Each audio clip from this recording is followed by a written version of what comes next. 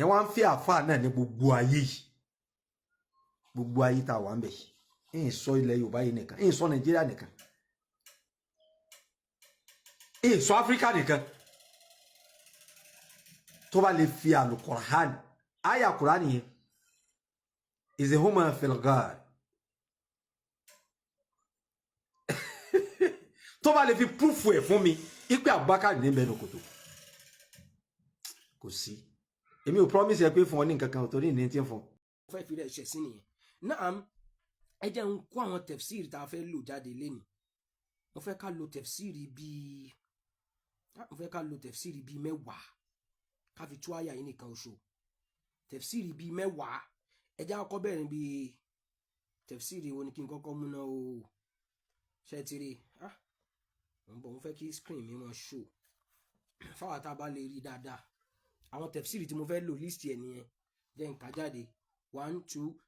tafsir Jalalayn tafsir al-Baghawi tafsir al-Tabari tafsir al-Muyassar التفسير الوسيط تفسير القرطبي تفسير السعدي تفسير ابن كثير أجن دون مجو سنتو تابات وات سنتو وات تفسيري مجو يفون àti me tán fẹ́ kọ síbẹ̀ o a de ti mo tán fẹ́ tú nu aya yẹn mi ti fẹ́ mọ̀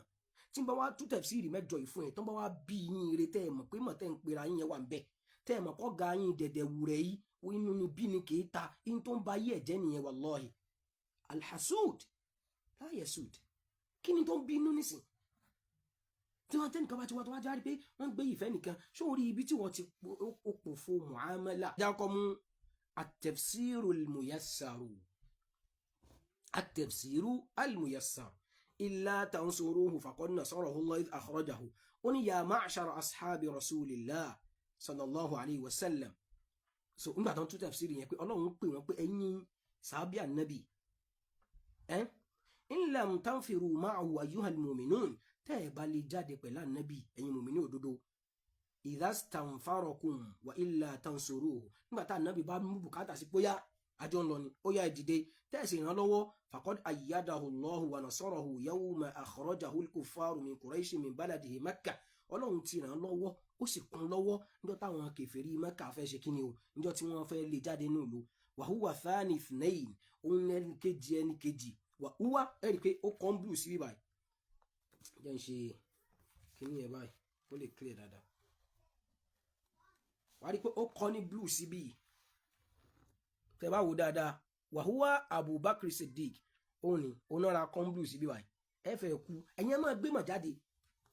nígbà tí dẹ́dẹ̀ wò rẹ bẹ̀rẹ̀ ṣe bí ń gbé tí àsábẹ́ tébù tẹ́lẹ̀ ni ìní tẹ́tí àti mo ti ń kà mo mú ẹ̀rí ó ní huwa Abubakar Siddiq radiyallahu anhu ṣóyé so kí n dún bẹ́yẹn ó di tafsir alákọ̀ọ́kọ́ tafsiru Muyassar lọ́wọ́ wà bá ń bẹ̀ ẹ jẹ́ mú tafsiru al-Jalalayn nígbà tó náà sọ̀rọ̀ ó ní illa tansuru ayé annabi ẹ já máa lọ torí táìmù wa ó wá ní kí ni o idh huma fil ghar thaniya ithnayn ó ní thaniya ithnayn akhrajahu Makkah akhrajahu alladhina kafaru min Makkah ay ألجهوه إلى الخروج لما أرادوا قتله أو حبسه أو نفيه بدار الندوة nígbà tí wọ́n pète pèrò láti lè jáde láti pa tí wọ́n ṣe ìgbìmọ̀ tẹ̀yẹ ní Darun Nadwa ibi tí wọ́n ṣètò aburú wọn. ثاني اثنين حال أي أحد اثنين والآخر أبو بكر تفسير جلالين لو ومبẹ ó di méjì jama alo do te fẹ́ mọ́ fi ṣe fáàrí yẹn wallahi Abu Bakr ko ló wà ńbẹ̀ wá kóyàwó àtọmọ ko ní kí bínú Ọlọ́run kó bá iṣẹ́ títí de wure bá tú yẹn tó bá right kó jákujàku lọ ẹ̀yin tán wò láwò sókú tẹ̀ ń wòra yín láwò rẹ̀ ni ṣóyé so òun ní kí ni o ó lá Abu Bakr ló wà ńbẹ̀ ṣóyé so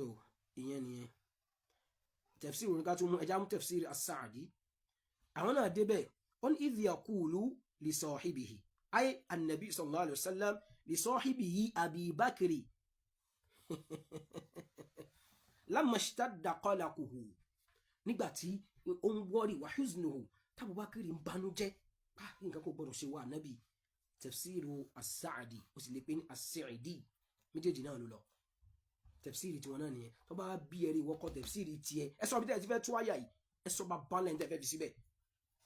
ẹ̀kan nílà káì lórí ẹ̀kan dédé di ajá ẹ̀kan dédé jẹ́ òkùnú amukun mẹ́kọ̀ọ́ kò lè má rí bẹ́ẹ̀ kéta máa palà káì ni wàláhì kéta àrùn bútí máa fọ́ ojú ni yóò fọ́ ojú yóò balà káì jẹ́ yóò sọ̀yàn dẹranko inú bí ẹ ó wàá rí orí ó lò rí mọ́ ó wàá rí dáadáa ó lò rí mọ́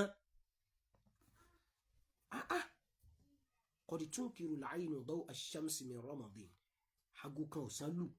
òun wá ń ta everybody lára àwọn èèyàn láàgùn wọn wá sọ fún ẹ pé wo òòrùn yẹn wá ní ìmọ̀ràn òòrùn yẹn òun wá dà báyìí nǹkan ti ṣe ẹ nìyẹn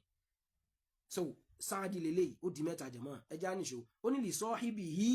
Abi Bakr so bó ṣe rí nìyẹn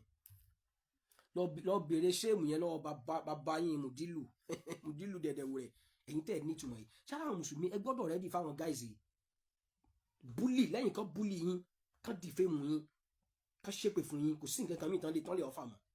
ẹ̀yin alábòsí gbogbo yẹn ọlọ́run tí alábòsí ò ní jèrè nígbà tí ń pèsè àbí ànábì dẹ̀dẹ̀wò rẹ̀ ẹ dákẹ́ síbẹ̀ nígbà tí ń ya àwọn èèyàn láṣọ káàkiri tí ń sọ̀sọ́kúsọ ń pa ẹ̀sìn ẹ dákẹ́ síbẹ̀ àfíìsì adébísì wọ́n máa kékun tiẹ̀ ni mo ti bá ọ̀nà ibi kíní tó ti yẹ lọ́pàá àfọ́ àyìn dẹ̀dẹ̀wò rẹ̀ wá wallahi mo fọwọ́ tẹ́mi mi lọ́wọ́ ìbúra òun kò lè tẹ́rí sí tó wà nílẹ̀ yìí ẹ̀sìn gidi ni ẹ̀sìn olóòmù yóò pàápàá so lọ́mọ gbọ́mọ bíi tí ó wà yẹn tiẹ̀ Tafsirul Baghawi ó di tafsir ẹlẹ́ẹ̀kẹrin jama nígbà tí èèyàn mẹ́wàá dó tẹ́nìkan wá kó láàrin àwọn mẹ́wàá tó ní ẹwọ́ wèrè mẹ́sàn-án ó yà mọ̀ pé òun ní wèrè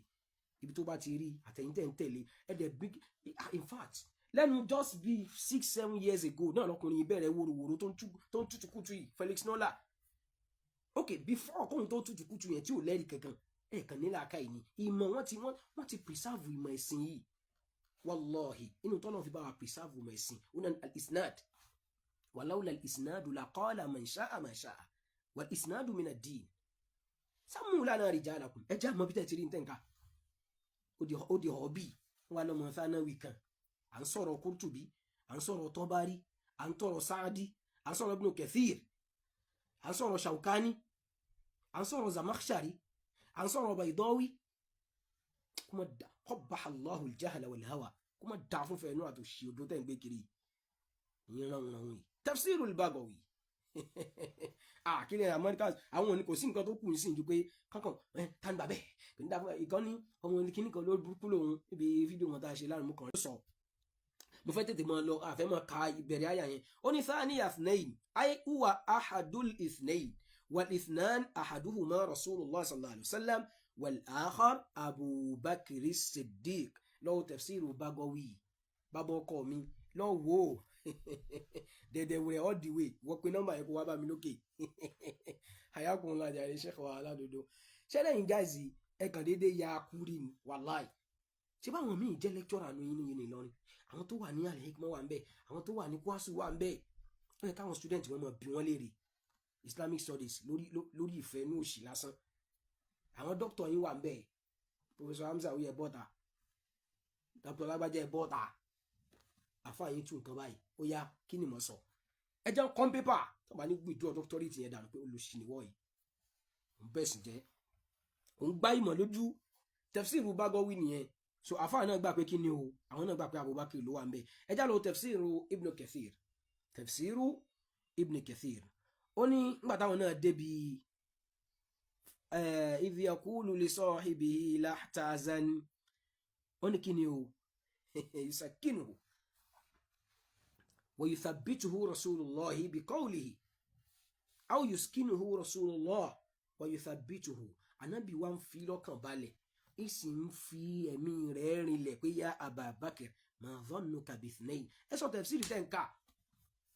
tí bẹ́ẹ̀ lọ́rọ̀ mímọ̀ ní kíní àfi tẹ́ bá fẹ́ di kèfèrí tẹ́ fẹ́ kọ́yìn sí Kùránì lókù ó di tafsiri mélòó tá a ti kó jáde ó di méjì àbí mélòó ẹ já mú Tafsiru al-Qurtubi kí làwọn náà sọ lórí àyà yìí nígbà táwọn débi thaniya ithnayn wọ́n ti ọkọ̀ fi lóga ṣeré ànídìí yẹn kìrọ̀ àti ànídìí ẹ̀ àwọn náà mú hadithi wá ní wọ́n mú hadithi wá ní hadithi eléyìí wa naja wa tawa'ada rasulullah sallallahu alaihi wasallam ma Abi Bakr Siddiq lil hijra fadafa'a rahilatayhima ila Abdullah ibn